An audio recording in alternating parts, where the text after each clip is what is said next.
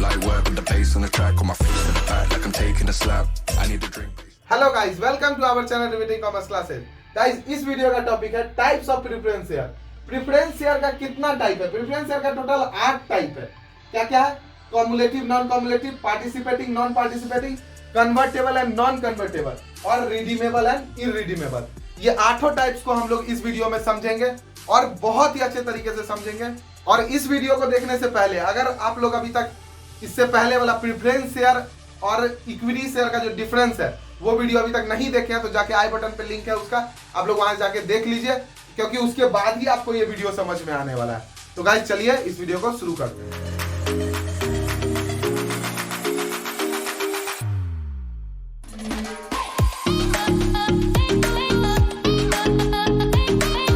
तो गाइस आइए हम लोग समझते हैं टाइप्स ऑफ प्रेफरेंस शेयर का पहला पार्ट, जो कि डिविडेंड के अकॉर्डिंग क्या होगा, ड्राइव होगा।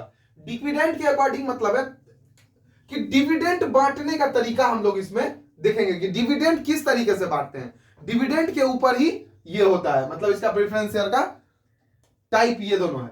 देखिए पहला क्या है, cumulative preference share. Cumulative preference share में क्या होगा कि इसमें जो डिविडेंड जो हम लोग उसको बांटेंगे ना, वो अगर मान लीजिए कि उसका फिक्स्ड रेट है 10% है, उसका कुछ भी 10% है, तो अगर मान लीजिए उसको 10% इस ईयर नहीं मिल रहा होगा, ठीक है, तो मान लीजिए उसको 8% मिल रहा होगा डिविडेंड, तो अगले ईयर मतलब 2% जो बच गया वो 2% उसके अगले ईयर से ट्रांसफर हो जाएगा। मतलब अगले ईयर उसको फिर 2% हम लोग को देना पड़ेगा पहले इक्विटी शेयर को देने के से पहले।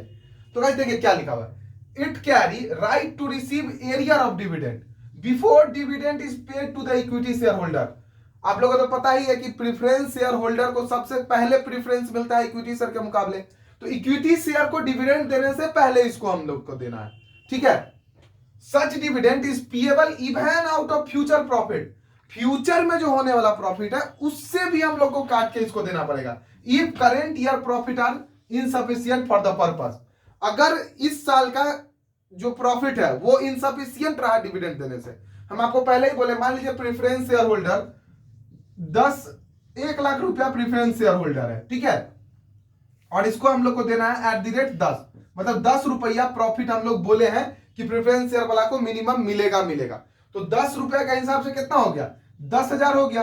तो 10,000 इसको हम लोग को प्रॉफिट बांटना था, लेकिन मान लीजिए प्रॉफिट हम लोग को हुआ कितना, 8,000 हम लोग को प्रॉफिट हुआ इस ईयर का, ठीक है। तो हम लोग को क्या करना होगा कि ये जो 2,000 जो दोनों का डिफरेंस बचा, ये जो 2,000 हम लोग नेक्स्ट ईयर के प्रॉफिट में से इसको देना पड़ेगा। समझ रहे ना बात। और ये जो 2,000 जो बचेगा ये कहां लिखा जाएगा, देखिए the arrear of dividend are shown as contingent liability. मतलब हम लोग को इसको कॉन्टिजेंट लायबिलिटी के अंतर दिखाना होगा, किसमें, बैलेंस शीट में। बैलेंस शीट में इसको हम लोग को शो करना पड़ेगा, समझे। तो गाइस देखिए अब सेकंड वाला क्या है, नॉन कॉम्युलेटिव प्रेफरेंस शेयर। मतलब कि कॉम्युलेटिव को जो बेनिफिट मिलता था वो इसको नहीं मिलेगा। कॉम्युलेटिव को क्या बेनिफिट मिलता था कि उसका अगर इस ईयर का कुछ एरिया रह गया तो वो अगले ईयर में हम लोग उसको क्लियर कर देते थे। तो इसमें बस वही बेनिफिट नहीं मिलने वाला, बाद बाकी का सारा बेनिफिट वैसे ही रहेगा। देखिए क्या लिखा हुआ, it has right to fixed amount of dividend. इसको भी फिक्स्ड अमाउंट ऑफ डिविडेंड मिलेगा, but in case of no dividend declare in a year due to any reason, right to receive such dividend for that year expires. मतलब कि अगर किसी reason बस उसको इस साल डिविडेंड नहीं मिलता है या कम मिलता है तो उसका ये हक खो जाएगा। मतलब ये हक उसको फिर नहीं मिलेगा कि आगे आने वाले समय में उसको बाकी का डिविडेंड रिसीव हो जाए। बस यही है नॉन कॉम्युलेटिव। एक कॉम्युलेटिव है तो उसका जो चीज उसको बेनिफिट जो नहीं मिल रहा है वो हो जाएगा नॉन कॉम्युलेटिव। समझ रहे ना बात को। देखिए no arrear of dividend in future, simple सी बात है, कोई भी उसको डिविडेंड फ्यूचर में नहीं मिलेगा। तो अगर हम लोग कभी प्रेफरेंस शेयर ले तो हम लोग देख लेंगे कि कॉम्युलेटिव ले रहे हैं या नॉन कॉम्युलेटिव ले रहे हैं, ठीक है। चलिए अब आगे हम लोग इसका नेक्स्ट टाइप समझते हैं। तो गाइस अब हम लोग समझते हैं second type of preference share. Second type मतलब ये वो दूसरा टाइप था, वो डिविडेंड के डिवीजन के हिसाब से था। ये है पार्टिसिपेटिंग के हिसाब से। मतलब पार्टिसिपेटिंग मतलब किस टाइप का पार्टिसिपेटिंग, पार्टिसिपेटिंग का मतलब है कि सरप्लस में पार्टिसिपेटिंग। सरप्लस जो होगा प्रॉफिट के बाद जो प्रॉफिट बच जाता है, प्रॉफिट जो डिवाइड करने के बाद सबको देने के बाद अगर कोई प्रॉफिट बच जाए उसमें किस तरीके से कौन कौन पार्टिसिपेट करेगा। उसी वही आ जाता है क्या चीज, पार्टिसिपेटिंग एंड नॉन पार्टिसिपेटिंग। तो देखिए participating preference share, participating preference share के बारे में क्या बोला गया है, notwithstanding the right to fix dividend, मतलब सिर्फ फिक्स डिविडेंड के राइट के साथ नहीं, this category of preference share confers on the holder the right to participate in surplus profit if any after the equity shareholder has been paid dividend at stipulated rate। मतलब हुआ कि सिर्फ और सिर्फ ये फिक्स डिविडेंड ही तक नहीं रुकेगा, उसके बाद इस जो कैटेगरी का जो भी प्रेफरेंस शेयर जो होता है पार्टिसिपेटिंग प्रेफरेंस शेयर, उस सब के पास एक राइट है कि अगर सरप्लस प्रॉफिट होता है किसको देने के बाद, इक्विटी शेयर होल्डर को पेड डिविडेंड दे देने के बाद अगर कुछ भी होता है तो उसमें भी ये पार्ट लेगा, उस प्रॉफिट के हिस्से में भी इसको पार्ट मिलेगा। समझे बात। और क्या बोल रहा है, at the time of winding up of a company this type of share carry the right to receive predetermined proportion of surplus as well as once the equity share holder had been paid off. मतलब winding के time में, मतलब company के बंद होने के समय में भी अगर कुछ प्री डिटरमाइंड पोर्शन पे इसको प्रॉफिट मिलेगा। समझ रहे बात, प्री डिटरमाइंड मतलब कि बंद होने के समय में पैसा है नहीं है उससे मतलब नहीं है, लेकिन उस समय में भी इसको कुछ ना कुछ पैसा मिलेगा, उसको कुछ ना कुछ डिविडेंड में हिस्सा मिलेगा। अगर सरप्लस होता है तो इक्विटी शेयर होल्डर के पेड होने के बाद, इक्विटी शेयर होल्डर को जैसे ही एक बार पेड हो गया उसके बाद अगर कुछ भी सरप्लस वगैरह बचता है तो उसमें इसका पार्टिसिपेटिंग प्रेफरेंस शेयर को मिलेगा। समझ रहे ना बात को। अब देखिए सेकंड क्या है, non participating preference share. Same वही बात, इसको पास राइट था, प्रेफरेंस शेयर होल्डर के पास राइट था ना कि वो पार्टिसिपेट करेगा, है ना। सेम इसमें क्या होगा, इसमें कोई राइट नहीं होगा, सिर्फ और सिर्फ ये जनरल शेयर की तरह होगा, जनरल प्रेफरेंस शेयर की तरह होगा, जिसको सिर्फ और सिर्फ फिक्स रेट पे डिविडेंड मिलेगा बस। देखिए क्या लिखा हुआ, a share holder on which only fix rate of dividend is paid, सिर्फ फिक्स रेट पे उसको डिविडेंड दिया जाएगा every year with any accompanying additional right in profit and in surplus of winding up. Same बात है, वही बात कि एवरी ईयर हर साल इसको तो फिक्स रेट पे डिविडेंड मिलता ही रहेगा, जैसे सबको मिलता है, ठीक है। लेकिन इसके पास जो स्पेशल राइट है सरप्लस में हिस्सा लेने का, वो इसके पास नहीं है।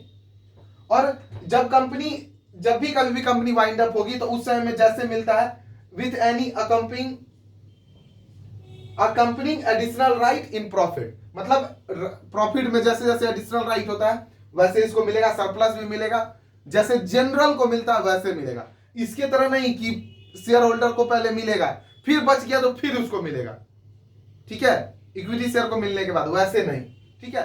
और गाइस कम्युलेटिव वाला में जो था उसमें एक पॉइंट छूट गया था, कम्युलेटिव नॉन कम्युलेटिव में। वो पॉइंट ये था कि अगर 2 साल तक कंटिन्यूअसली उसको प्रॉफिट में हिस्सा नहीं मिल पा रहा है तो प्रेफरेंस शेयर होल्डर के पास तो राइट नहीं था कि वो बोर्ड ऑफ मेंबर में और मतलब वोटिंग के लिए राइट करे। लेकिन अगर कम्युलेटिव वाले में अगर उनको 2 साल तक नहीं मिलता है प्रॉफिट, मतलब जितना उनको चाहिए उतना नहीं मिलता है, तो फिर वो भी मतलब वो शेयर होल्डर भी बोर्ड ऑफ मेंबर्स में राइट कर सकते हैं, मतलब उनको भी वोटिंग राइट मिल जाएगा। समझ रहे ना बात को। तो चलिए अब हम लोग कन्वर्टेबल एंड नॉन कन्वर्टेबल देखते। तो गाइस आइए अब हम लोग समझेंगे कन्वर्टेबल प्रेफरेंस शेयर और नॉन कन्वर्टेबल प्रेफरेंस शेयर। नाम से ही पता चल रहा है, क्या है नाम, कन्वर्टेबल प्रेफरेंस शेयर। मतलब इसको अगर कोई भी प्रेफरेंस शेयर हम लोग परचेज कर रहे हैं या इशू कर रहे हैं तो उसमें अगर हम एक टर्म लगा दिए कि ये इक्विटी शेयर में आगे चल के कन्वर्ट हो जाएगा तो वो हो जाएगा मेरा कन्वर्टेबल। देखिए क्या लिखा है, this share give a right to the holder to get them converted into equity share at their opinion, मतलब ओपिनियन के हिसाब से वो जब चाहे तब इक्विटी शेयर में वो कन्वर्ट कर सकता है according to the term and condition of issue, term and condition के हिसाब से। बस उसी को हम लोग क्या बोलेंगे, कन्वर्टेबल प्रेफरेंस शेयर। समझे। अब देखिए दूसरा क्या है, नॉन कन्वर्टेबल। तो नॉन कन्वर्टेबल का मतलब वही हो गया जो कन्वर्ट नहीं कर सकते, उसी को बोलते हैं नॉन कन्वर्टेबल।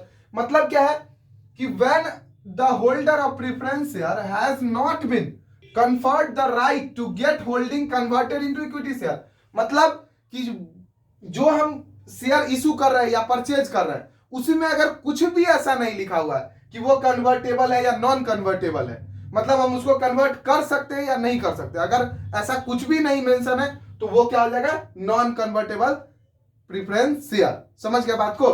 देखिए अब एक और टाइप है रिडीमेबल और नॉन रिडीमेबल। रिडीमेबल का मतलब ऐसा, रिडीमेबल नाम से ही पता चल रहा है कि इसको हम लोग आगे चल के रिडीम कर सकते हैं। रिडीम मतलब शेयर भजा सकते हैं, मतलब कंपनी क्या बोलेगी कि ठीक है भाई प्रेफरेंस शेयर तुम वापस ले लो, प्रेफरेंस शेयर तुम मेरा वापस कर दो, पैसा अपना वापस ले लो, ठीक है।